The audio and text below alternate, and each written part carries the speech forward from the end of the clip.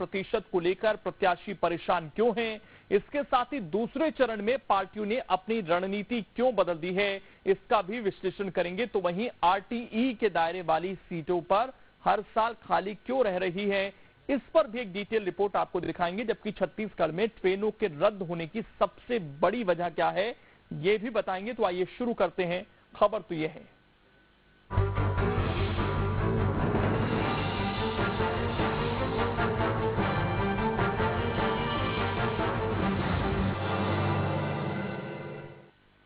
निकाय चुनाव में कम वोटिंग से प्रत्याशी टेंशन में हैं।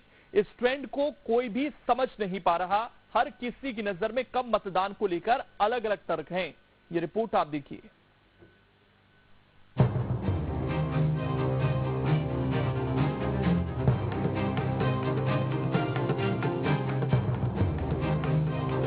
पहले चरण में कम हुआ मतदान, उम्मीदवार क्यों दिख रहे परेशान।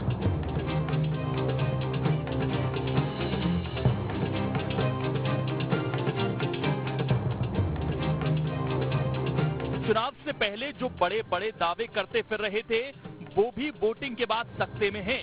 कम वोटिंग ने सियासी दलों के साथ प्रत्याशियों को ऐसा उलझा दिया है कि कोई वोटों के गणित को समझ ही नहीं पा रहा। कांग्रेस का तर्क है कि सत्ता विरोधी लहर का असर है, इसीलिए वोटर्स में उत्साह नहीं दिखा। तो वहीं बीजेपी की दलील है कि विकास कार्य से जनता खुश है, इसीलिए मतदान सामान्य हुआ। मतलब हर कोई अपने अपने हिसाब से कम वोटिंग के मायने निकाल रहा है। हो सकता है बढ़ गया हो, तभी चुनाव आयोग में बढ़ रहे हैं कि घंटा बढ़ाया जाए, कि कराया जाए कि मतदाता पर्ची नहीं बटनी। अब याद आ रही है उनको, जब चुनाव हो गया तब कह रहे हैं मतदाता पर्ची नहीं बटनी, ये सेंटर गलत कर दिए। ये तो चुनाव सरकार आपकी है, आपको पहले देखना चाहिए। उसका परिणाम तो 17 तारीख को देखने को मिलेगा। भारतीय जनता पार्टी में कितना आंतरिक विरोध है।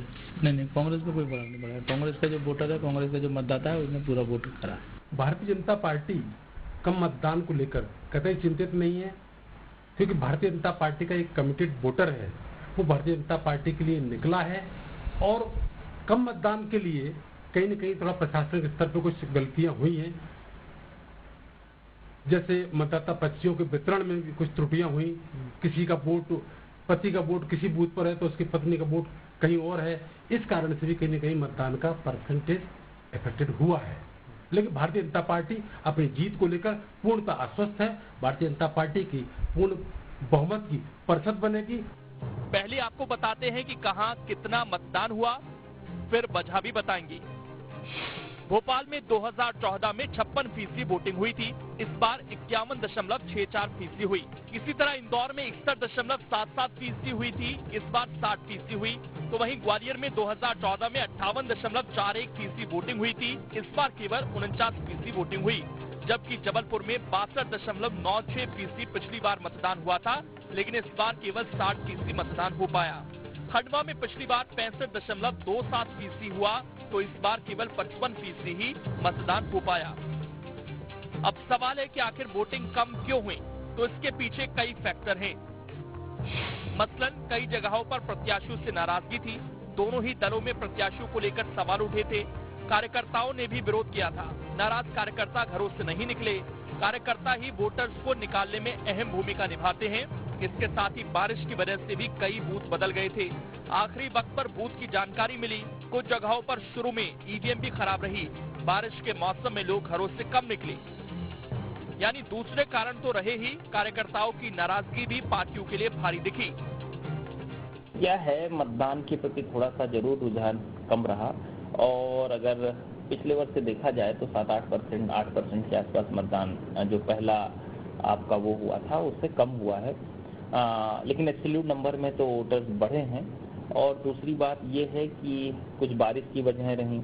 कुछ लोगों का ये कहना है कि चूंकि जो मतदाता सूची हमारी विधानसभा की रहती है, विधानसभा वार और लोकसभा वार रहती है, ये मतदाता सूची जो है हमारी वार्ड वार टूटती है, तो हम लोगों ने उसका ड्राफ्ट पब्लिकेशन किया।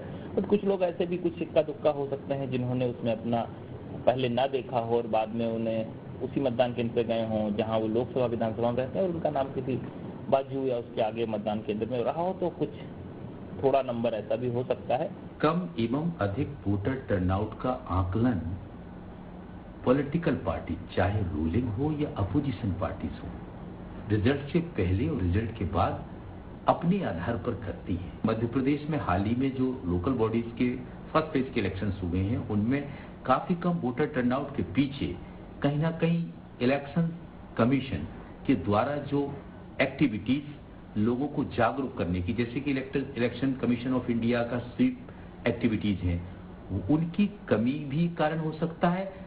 दूसरा, इलेक्शन का पुअर मैनेजमेंट भी हो सकता है, जिसके कारण लोगों तक वो ना पहुंच पाए और लोग वोटिंग नहीं कर सके, या लोगों का मन भी पॉलिटिकल पार्टी से कई बार दूर हो जाता है।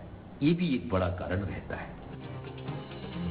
वैसे निकाय चुनावों में वोटिंग के ट्रेंड पर गौर करें तो 1994 में 77.4%, 1999 2000 में 60.47%, 2004-5 में 91.98%, 2009-10 में 79.75%, 2014-15 में 68.14% वोटिंग हुई थी।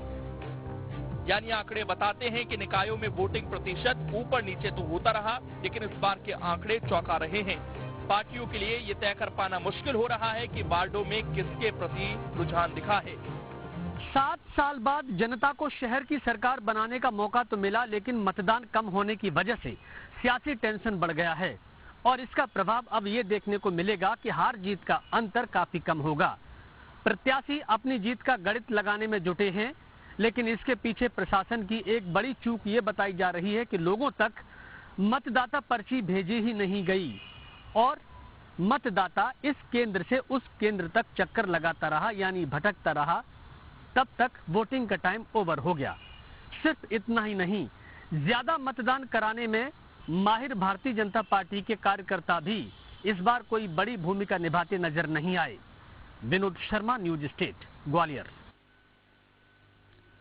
अब इसमें खबर तो यह है कि चुनाव आयोग पर भी आरोप लगे हैं। जागरूकता अभियान नहीं चलाने के आरोप हैं, साथ ही वोटर्स को पर्ची भी समय पर नहीं देने की बात कही जा रही है।